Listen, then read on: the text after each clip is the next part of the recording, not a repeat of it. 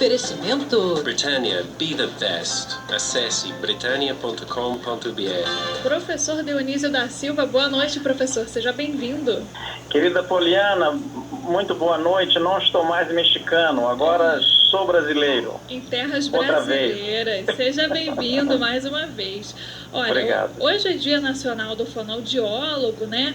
Nós temos todos os dois étimos do grego e do latim para essa palavra, mas com todas as homenagens a esse belo profissional, hoje nosso tema é outro, né, professor? Nós vamos falar da primeira língua da humanidade, professor?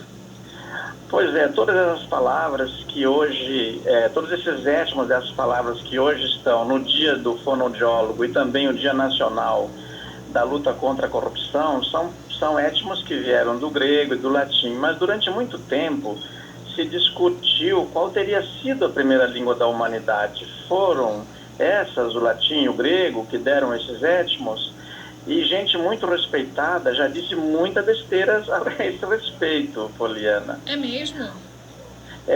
Por exemplo, um arcebispo inglês disse que a primeira língua que os homens falaram foi o hebraico, que o mundo tinha sido criado no ano 3761 a.C., uma precisão impressionante, 3761, não é? E ainda disse que foi numa sexta-feira, de domingo a sexta-feira, que Deus criou, tudo para seguir a Bíblia, não é? E depois nós temos o episódio da Torre de Babel, que diz que todos os homens falavam uma só língua. A Torre de Babel foi construída a 80 quilômetros de onde hoje é a cidade de Bagdá, capital do Iraque.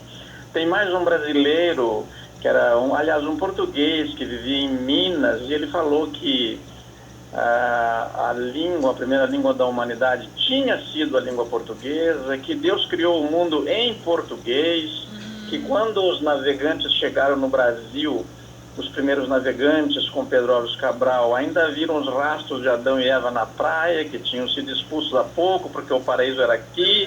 Só faltou, Poliana, encontrarem também o couro da serpente, porque o Satanás estava disfarçado de cobra, e cobra troca de pelo, de pele de vez em quando.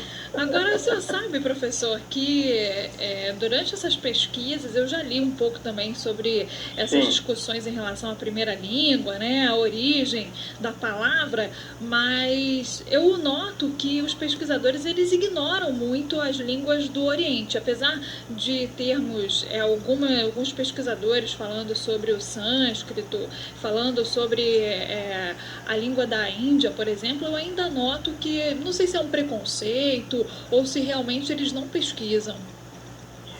Eu acho que são as duas coisas, viu, Poliana? O preconceito está sempre misturado com ignorância, não é?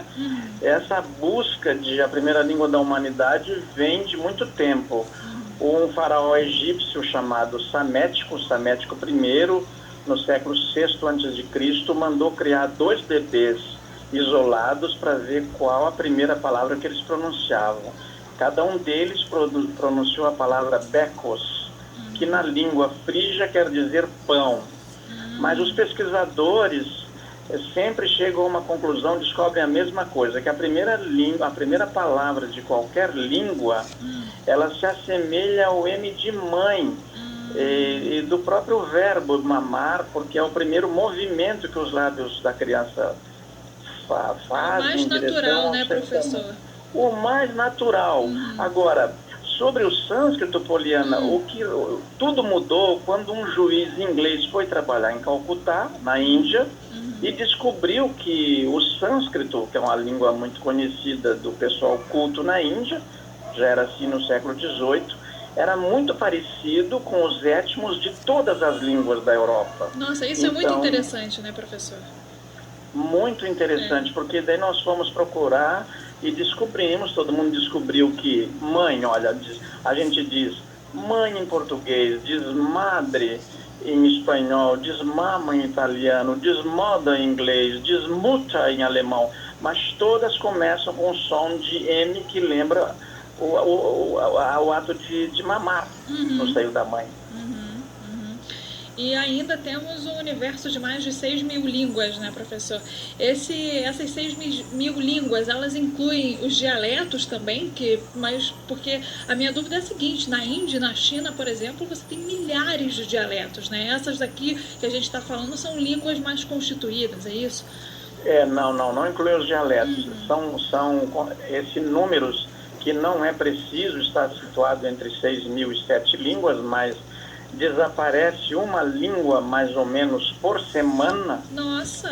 No mundo, sobretudo na Amazônia, há línguas que tem só um falante, aquele falante morre e não tem mais a língua.